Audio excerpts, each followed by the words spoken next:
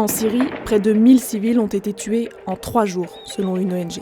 De violents affrontements ont aussi eu lieu entre les partisans de l'ancien dictateur Bachar al-Assad et ceux du nouveau régime. On vous explique.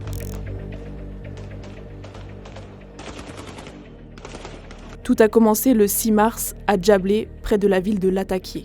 Ici, c'est le berceau de la minorité alawite, branche de l'islam chiite dont est issu le clan Assad. Le clan Assad qui a été chassé du pouvoir en décembre 2024 par le groupe islamiste sunnite HTC et ses alliés.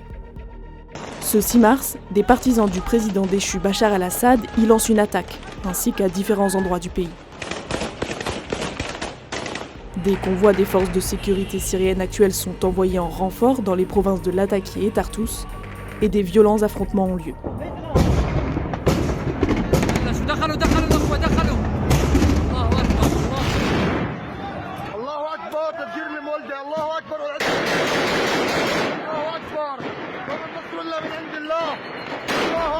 Le président par intérim, Ahmed al-Shara, prend alors la parole. سنبقى نلاحق فلول النظام الساقط ومن ارتكب منهم الجرائم بحق الشعب ومن يسعى منهم إلى تقويض الأمن والسلم الأهلي وسنقدمهم إلى محكمة عادلة. Le président appelle aussi ses propres troupes au calme. وأؤكد عليهم بأن لا يسمحوا لأحد بالتجاوز والمبالغة في رد الفعل وأن يعملوا على منع ذلك.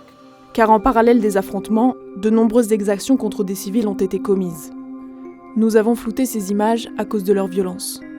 En 3 jours, 973 civils alaouites ont été tués par les forces de sécurité syriennes et des groupes alliés dans l'ouest du pays, selon l'Observatoire syrien des droits de l'homme. Des images, dont Le Monde a pu vérifier l'authenticité, montrent de dizaines de corps entassés dans plusieurs villages de la région de Latakié. Ils concordent avec de nombreux témoignages faisant état d'exécutions sommaires de civils alaouites.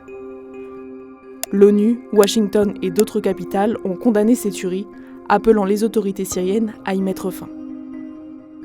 Difficile pour l'instant d'établir qui, précisément, est à l'origine des massacres de civils.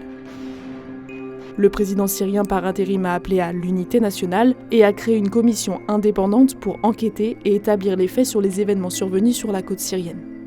Le 10 mars, le ministère de la Défense syrien a annoncé la fin de l'opération militaire dans l'ouest du pays.